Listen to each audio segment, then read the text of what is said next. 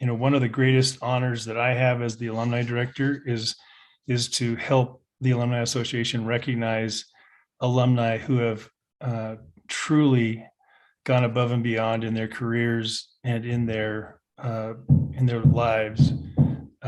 It's one thing for the Alumni Association to say congratulations. It's another thing for the Alumni Association to single out individuals who richly deserve the highest honor that the Alumni Association can bestow. Back in 1970, the Alumni Association's board of directors created the Alumni Achievement Award to recognize and honor alumni who have, as I said, gone above and beyond. The Alumni Achievement Award is a very rare award. We don't bestow it on many people because of the fact that we want to make sure that the integrity of the award is always maintained to honor those who have received it in the past, and to make sure that we are always honoring those at the very, very top of the alumni family. Since the WSU Alumni Association established the award, there have only been 543 alumni who have received the award. When you think about the fact that over 250,000 people have attended Washington State University over the years, that 543 is a truly top echelon of our alumni family. Today, it is our honor to bestow on Dr. Orrin Pilkey the 544th Alumni Achievement Award. Dr. Pilkey, we are so thrilled that you're here. Obviously, we wish we could have been there in person, but under the circumstances, we wanted to make sure we gathered together the people that support and honor you and give all of us a chance to say thank you and tell you how much we are indebted to you and how proud we are of all of your accomplishments. So right now, what I'd like to do is welcome Amber back. Amber's going to read the inscription that is on Dr. Pilkey's award. All right, Dr. Pilkey's inscription reads, "In recognition of your meritorious accomplishments as an expert in the field of marine geology, the Washington State University Alumni Association is pleased to present you with the Alumni Achievement Award. Over the past 65 years, you have made outstanding contributions as a scientist, professor, mentor, and communicator in your field. Your numerous books and technical publications have garnered international acclaim, offering fresh insights into various aspects of marine geology. Your lifelong dedication to understanding barrier islands around the world has been widely recognized. This includes your receipt of the Francis Shepard Medal for Excellence in Marine Geology in 1987, the Priestley Award in 2003, and having the Orrin Pilkey Marine Sciences and Conservation Genetics Center at the Duke Marine Laboratory named in your honor. Further, you have been named the James B. Duke Professor Emeritus of Geology, Division of Earth and Ocean Sciences in the Nicholas School of the Environment at Duke University, and the founder and director emeritus of the Program for the Study of Developed Shorelines, currently based at Western Carolina University. These are all indicative of your research accomplishments and the impact that you have had as an advocate for the preservation of America's coastal resources. In all your activities, you have been an extraordinary representative of your alma mater, Washington State University. For all you have done and continue to do, the WSU Alumni Association is honored to present you with our highest award."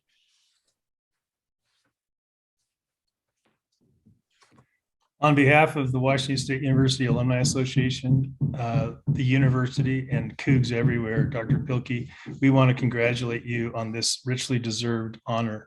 What makes it even more amazing is the fact that this all started sometime when you and Dr. Mcclellan were kids and living across the street from one another, and look how far you've come since those humble beginnings. I'd love to be able to look at that block and find out how many PhDs are now populated the world just from that little street. Congratulations again, Dr. Pilkey. And now I would like to introduce Dr. Kent Keller, who will be sharing with us a few words. Dr. Keller? Thank you, Tim. This is indeed a distinct honor and a pleasure for me. I say this both as director of the School of the Environment, which is the home of the earth sciences at WSU, and as a geologist myself, I knew about Orrin Pilkey simply from his prominence in the national media and in our flagship journals, long before I realized that he is a 1957 alumnus of our Forerunner program. We are here to recognize an extraordinary, exemplary career. There are numerous dimensions to this, and I would be remiss not to emphasize the raw productivity. More than 250 technical and referee journal papers, and at least 48 books. Yes, I said 48. Beyond this, I have two observations that I think are instructive. First, with good basic geologic training from here in his graduate programs at Montana and Florida State, Dr. Pilkey had the tools and the conceptual platform enabling him to change, to pivot the emphasis of his professional career. I learned from Dr. Pilkey's lifelong friend, Roger Mcclellan, who Tim mentioned is here with us today, and he's on our Zoom screen. I learned from Roger that Hurricane Camille in 1969 separated Orrin's family in a frightening experience, an experience that vividly impressed him with the power of the sea at its margins and our inability to deal with this power. He shifted his research emphasis from the genesis and movement of sediments into the ocean basins, publishing in journals like Marine Geology and Deep Sea Research, to a focus on the breakneck dynamics of sediments at the edges of the oceans, understanding barrier islands and the weather-driven processes that nourish and starve beaches of sand as climate change unfolds and sea level rises. A favorite journal target, as he shifted to coastal geology, became the Journal of Coastal Research, for example. Of course, he continued to publish also in Science and Nature. Anyway, many of us in academia stick with what we're good at. Dr. Pilkey pivoted with exemplary results. My second observation is related, that the career pivot was passionately driven by his grasp of the import of geologic processes for society. This passion drove and fed a professional life of great and diverse impact. Besides the raw productivity I mentioned, Dr. Pilkey has devoted extraordinary time and energy to popular articles and books, some with his own daughter, sons, and brother. Millions of Americans have heard about coastal geology via his dedicated availability for years to the media. This is not to mention his outstanding service to undergraduates of all stripes at Duke via his popular classes. We have a name for this: engagement. It's the coin of the realm at a land grant institution, which we are. This makes us very proud. Thank you.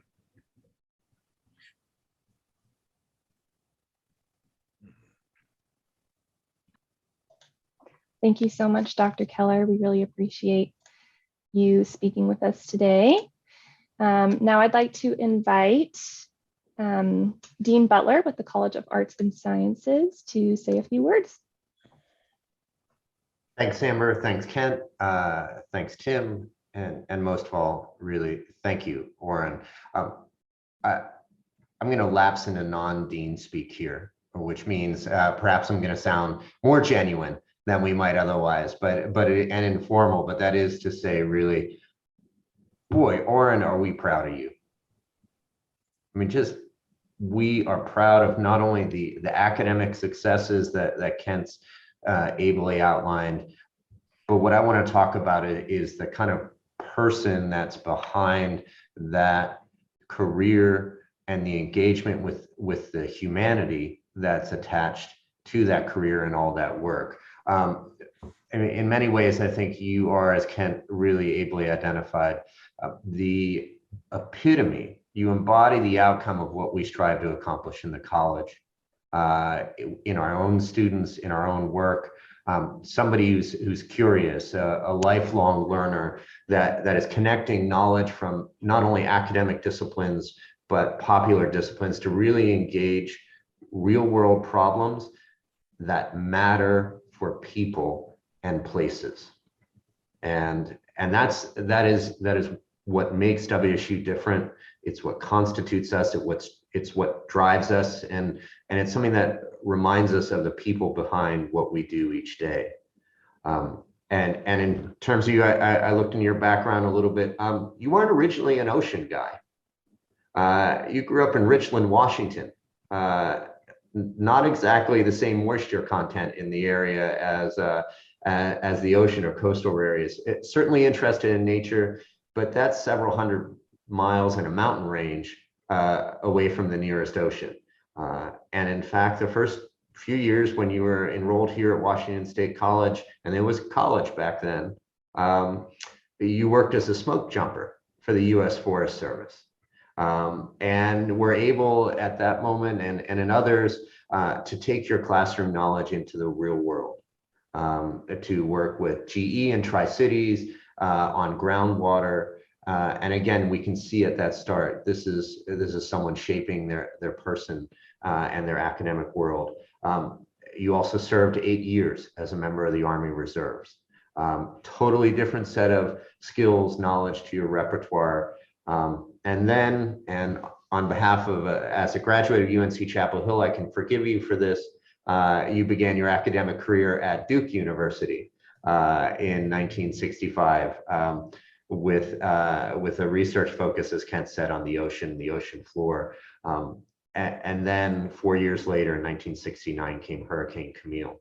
And as Kent highlighted, it's a geologic, it's an environmental, it's a meteorological process that has real impact for human beings and for your family, and being able to take that experience and bring that in to begin looking at the role of coastal zones, barrier islands as living systems, and taking that kind of system approach, that comprehensive approach, is really one of the things that is really so distinctive about the work you do. And then you ended up going to University of Puerto Rico for a year, and also serving as a visiting researcher in Woods Hole in Massachusetts with the U.S. Geological Survey. This is a career that is not linear, but is impressive in its breadth and depth. You've appeared in several documentary films, testified before 3 different congressional committees, and you are a regular media request during hurricane season. Among those 48 books that Kent mentioned is the Living With series that documents what it's like to be in the continental U.S. shoreline, Maine to Florida, the Gulf Coast, and up in the California coast, back home to what I hope you think of still as a little bit of your home in Washington as well. And I'll add one more book, one of your more recent ones, Lessons from the Sand, family-friendly science activities you can do on a Carolina beach. That is land grant work in action, because every time parents bring out easy experiments for their kids to discover how water, how wind, how sand, how plants and people influence and shape the beaches and their environment, you are helping to build that next generation of concerned citizens, of scientists, of advocates and activists. You may not teach formally right now, you're still involved in policy, educating the public, and really we're just so proud of being and serving as one part of a really amazing journey that you've had in your career. Congratulations on behalf of all of us in the college, the faculty, the staff, the students. thank you for reminding us what's possible from an origin like Washington State. Thank you so much, Dean Butler. Really appreciate you saying a few words. And now we'd like to hear from the honoree himself, Dr. Orrin Pilkey. I'm going to spotlight you now. Thank you, Orrin. Well, I really appreciate what's already been said, and much of what I was going to say has been said. I am so proud, frankly, of being a graduate of WSC, as it was, I was before WSU, but it's the same school, the same good place. I have many things that went on in Washington State that I can talk about.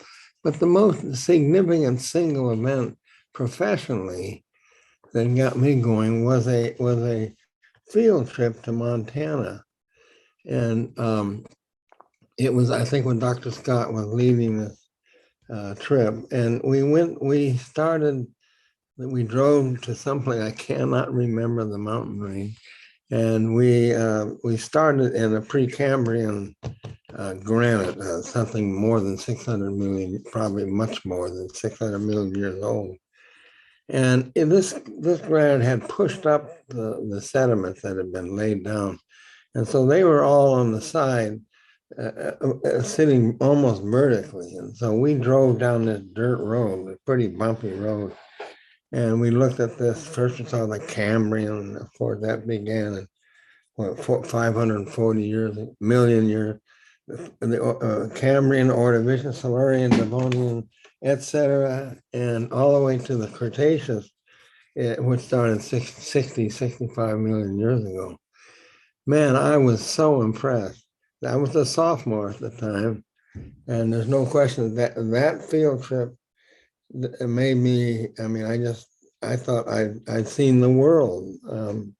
I'd seen what happens in the world for the last 600 million years. There was more than that, of course, but anyway, that made me certain that geology was my future due to this field trip from the geology department here.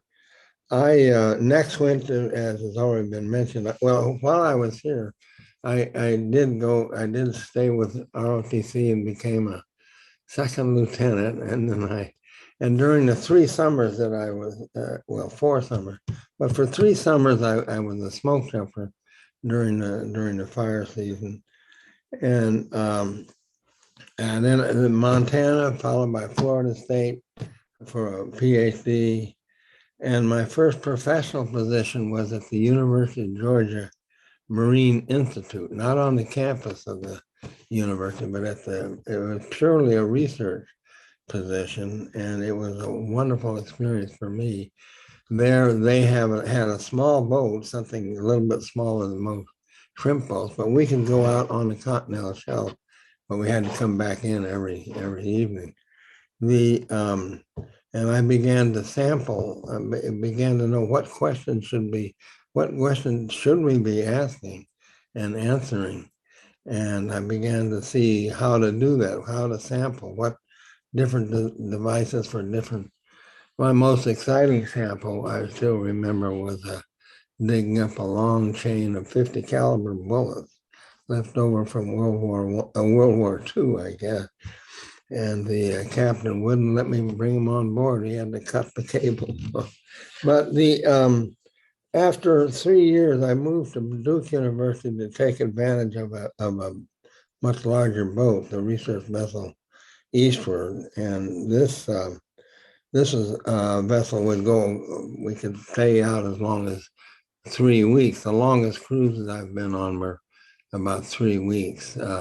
It turns out that 3 weeks at sea with a small research boat is a long period of time. But some of the cruises it was between 3 days and 3 weeks. And I think I can say that I specialize in abyssal plains. Abyssal plains are the flattest areas on the surface of the earth. They are made by sand and mud roaring down the continental shelves and into the continental rises and into the ocean basin floor. It's kind of like they're almost like lakes made of sediment, but not of water. And the Hatteras abyssal plain starts right off at Cape Hatteras at 5,000 meters depth and goes all the way down to the tip of Florida with only 2 or 3 meters difference in elevation. So it is very much like a lake. I considered myself to be one of the leading experts on abyssal plain because there were only 2 or 3 other people that I knew about that were studying it. So therefore, with 2 or 3 others, why I was one of the big ones, as they say. The turning point, as already mentioned, occurred in 1969 when Hurricane Camille destroyed my parents' house. And I went down there with my brother and to help rescue my parents, so to speak. And my father and I drove around the town one day while I was there, where there were roads left. And it was fascinating that some buildings were just piles of rubble and other buildings seemed to have no problems except they were wet. The storm surge for Hurricane Camille was 30 feet. Oh no, 20 feet, I'm sorry. Hurricane Katrina had a 30-foot storm surge. You can imagine what that would do. Well, because of what I saw there, because of my impression of the need for research, for understanding some of these things a lot better and spreading the information, I like to say that I traded research vessel for 16-foot skiffs, because skiffs is often what we need to use on when we're studying beaches and dunes.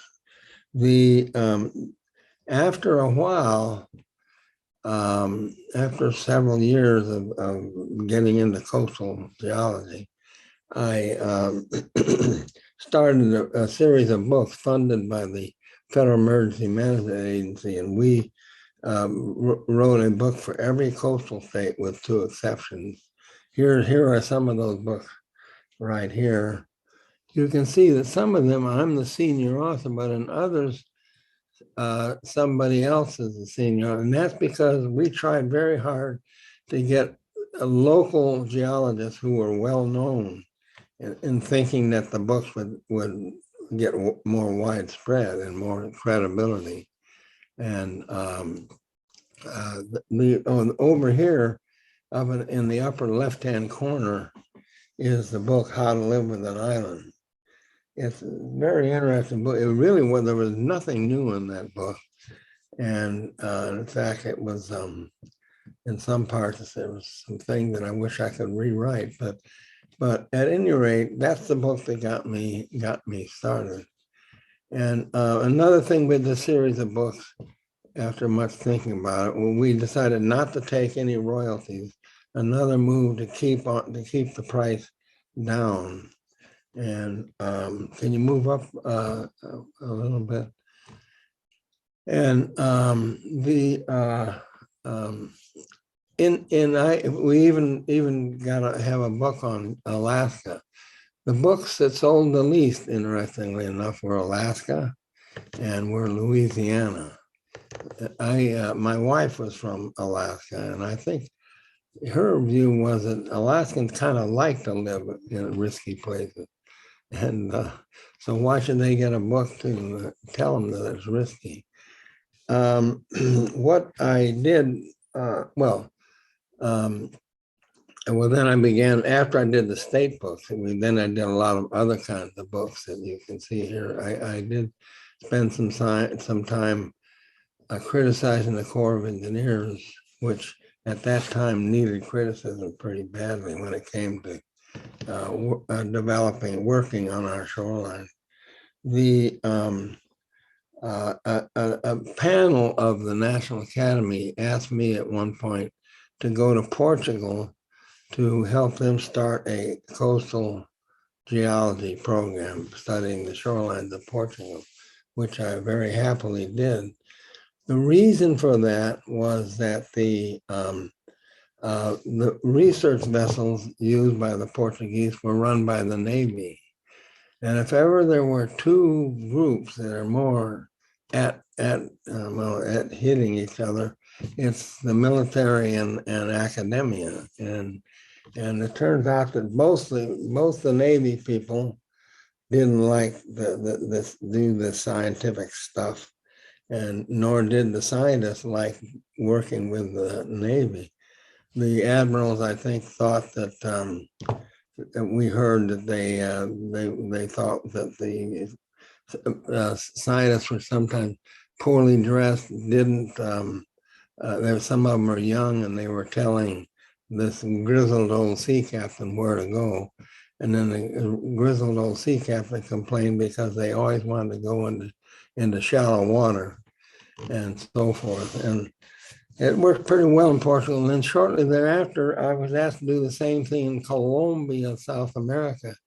And what was interesting, the reason they wanted to do a coastal program there was exactly the same reason as the Portuguese problem. In Colombia, the Navy runs the research vessel, and their complaints, fascinatingly enough, were identical. And so it was a fundamental problem with the difference between a military man and a scientific man, and it worked, and it worked pretty well in both cases. And I was very pleased. I was very pleased to do it. While I was doing all these books, and I got to go to every single state at one, but not to look at all the beaches, but look at some of them at least when we're doing the book. And one thing I noticed is that we are doing a lot of beach replenishment now, pumping up sand and making a new beach, which is because the original beach, the natural beach, has disappeared due to erosion. That erosion, of course, is getting worse now.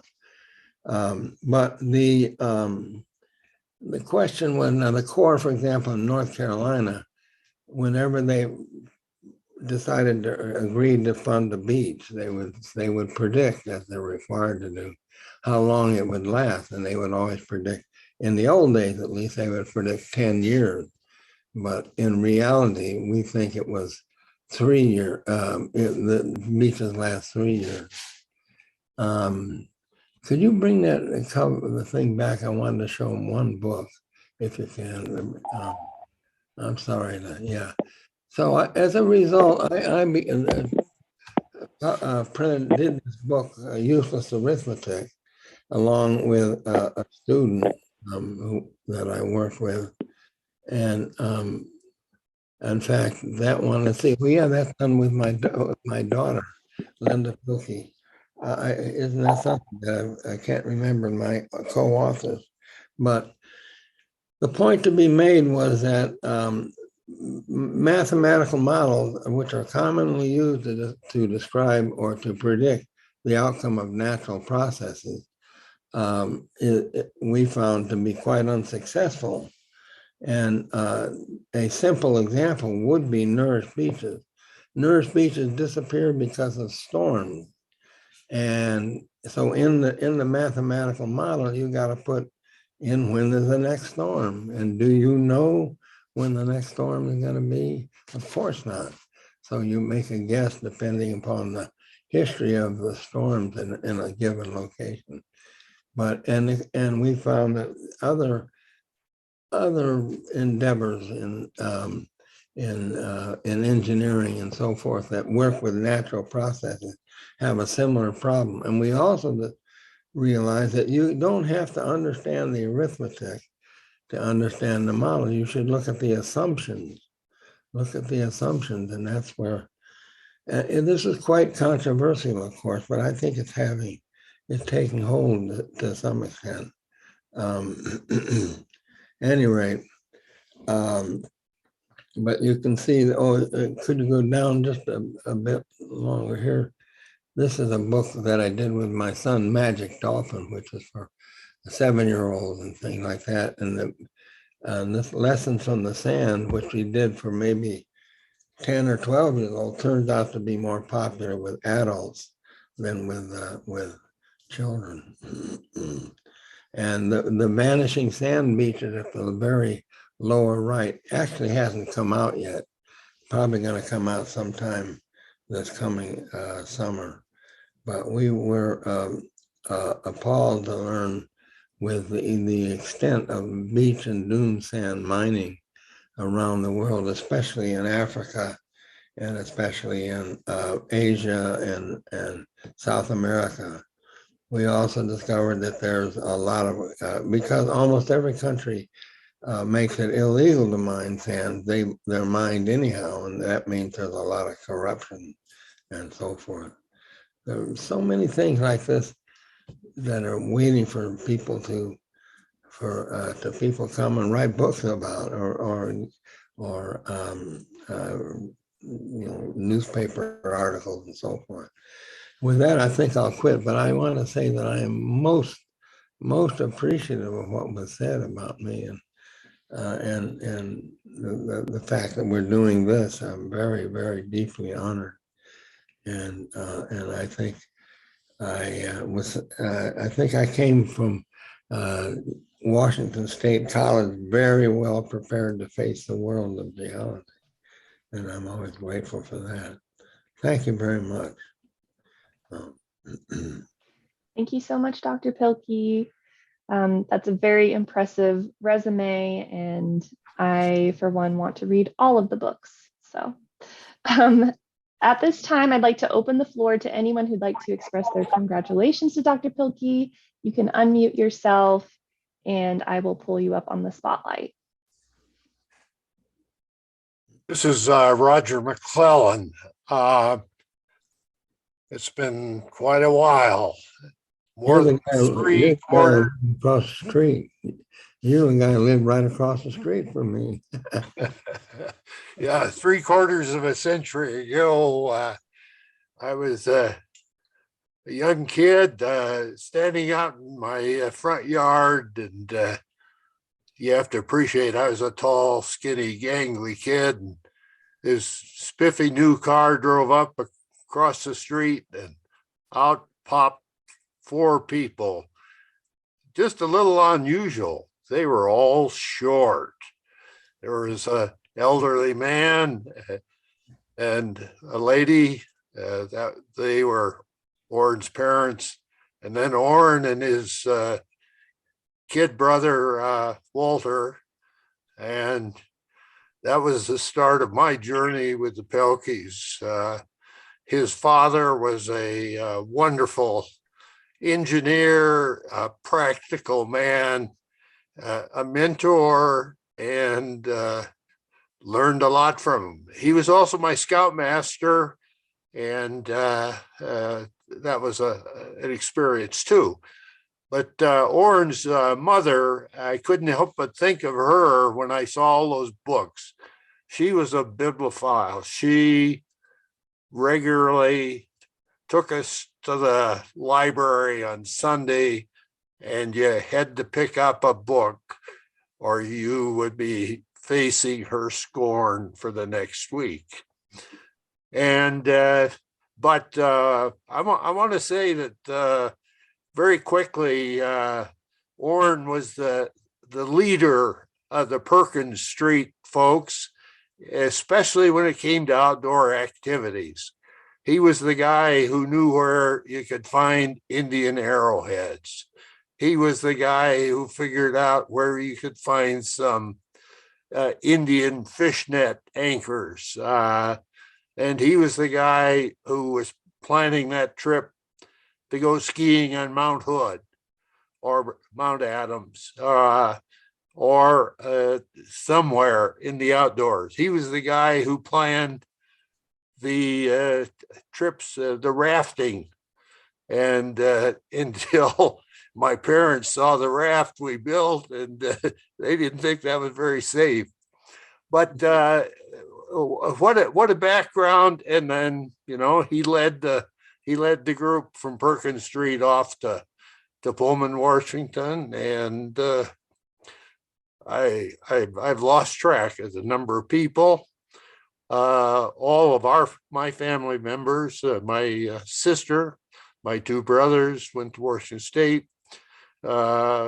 Orrin's brother, Walter, he was a whiz kid. He graduated in 3 years, became a distinguished professor at the University of Virginia. So in some sense, we honored not just Orrin today, but the legacy of the Pilkey family who moved to the state of Washington at the end of World War II. So great careers and great leadership. So it's a pleasure to be here and a part of this honoring you, Orrin, for a great career and your leadership and your friendship. Thank you very much. Thank you, Roger. Thank you so much, Roger. Would anyone else like to say a few words?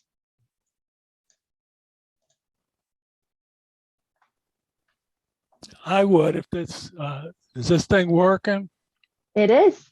Hey, this is David Bush at the University of West Georgia. How you doing there, Orrin? Hey, how you Good to doing? see you. You're looking pretty. You're looking prettier than ever. I just want to make sure everybody knows that when Orrin started out, there was really no such thing as a coastal geology. We barely didn't. I was a PhD student of Orrin's, by the way. In 1991, I guess I graduated. I'm at the University of West Georgia now, but he was in on the beginning of the science, not just for himself, but for the entire world. And not only that, along with his deep sea research and his coastal research, he begat, well, it's at least 2, maybe we're into 3 generations of students who are the researchers now and have had their own students. And in fact, I've had a student go on and get a PhD and is now a professor at Georgia Southern, not where Orrin started, but not too far away. So it's very important to know that he did all those fantastic things, and it's mind-boggling to just think about the things he's done. And but he's also started this whole set of generations, this genealogy of former students has gone out and done a lot of great things. And the final thing I've been out in the field. I spent a little bit of time with Orrin here and there, going out in the field. One thing I knew, and I always had complete faith in, is that when you traveled with Orrin, nothing bad was ever going to happen to you, because all the chances he took and all the things he did and all the scrapes he got into, he came through them. So it doesn't matter what bouncy cliff road we were driving on, or what kind of storm we were out to sea in, or what kind of local police force with what size guns they had with them we ever ran into. I knew that nothing bad was going to happen, not with St. Orrin around. So it's been, I'm not from Washington State. I got no connection other than knowing him and knowing Charlene, and feeling like I'm part of the family. And I just want to say, Washington State, you guys did the right thing. You got him going in the right direction. It's been an honor just to be part of his life for so many years. Congratulations, big fella. Thank you, Dave. Yeah, thank you. Yeah. Thank you, David. All right. Anyone else?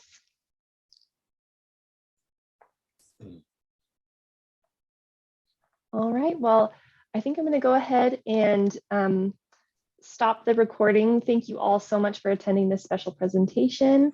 I hope you have a great day. And if you would like, you are welcome to stay on screen and talk to Dr. Pilkey as time permits. So thank you so much, and go Cougs.